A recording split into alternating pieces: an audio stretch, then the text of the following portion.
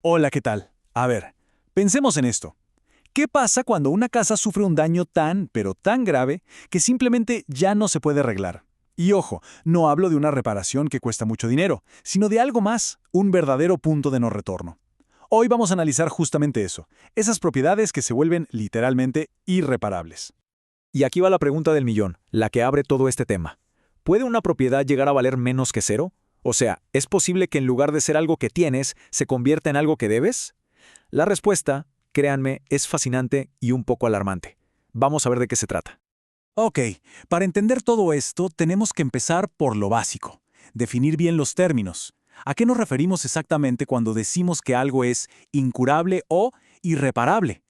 Bueno, en esta primera parte vamos a clavar el concepto no solo desde lo técnico, sino, y esto es clave, desde lo económico.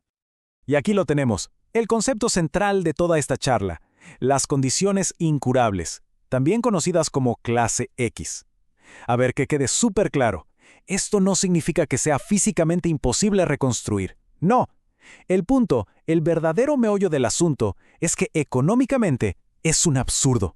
Es cuando el costo de arreglar el desastre es mucho, mucho mayor que el valor que tendría la propiedad, incluso si quedara como nueva. Miren, para que se entienda perfecto, veámoslo así, lado a lado.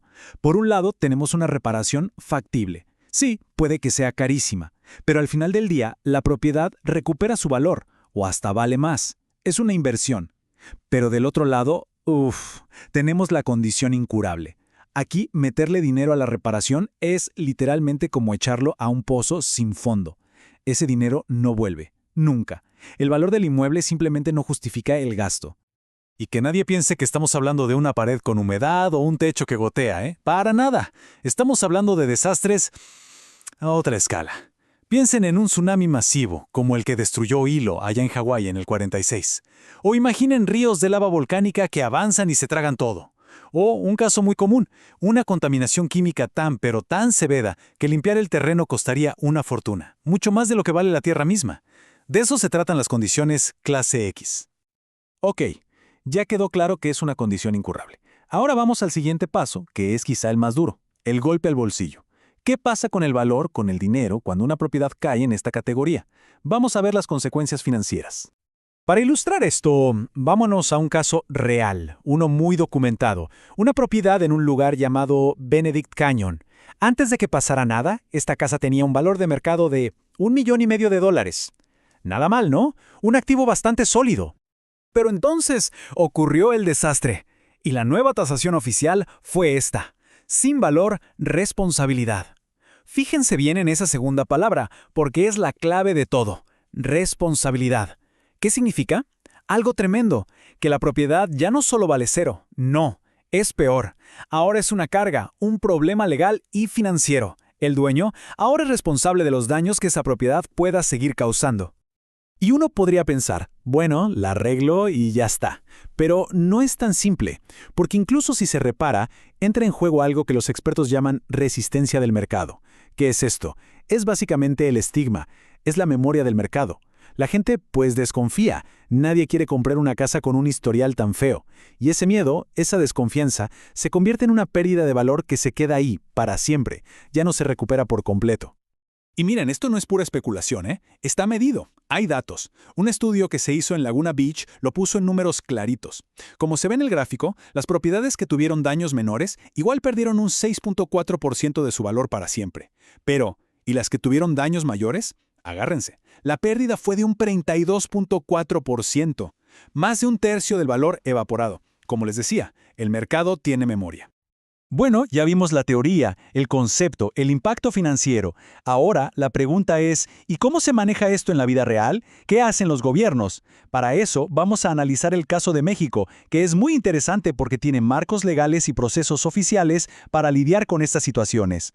Primero, para tener el panorama completo, hay que entender que este es un problema mundial, pero con sabores distintos según la región. Por ejemplo, en Norteamérica, un gran dolor de cabeza es la contaminación industrial. Si bajamos a Centroamérica, el gran tema son los daños por terremotos, y ya en Sudamérica lo que más pesa son las inundaciones y la erosión, cada región con su propio desafío.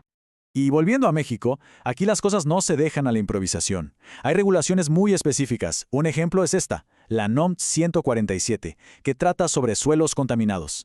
Esta norma es súper importante porque pone las reglas del juego, establece los criterios técnicos y da la base legal para que las autoridades puedan intervenir cuando un terreno se vuelva un peligro.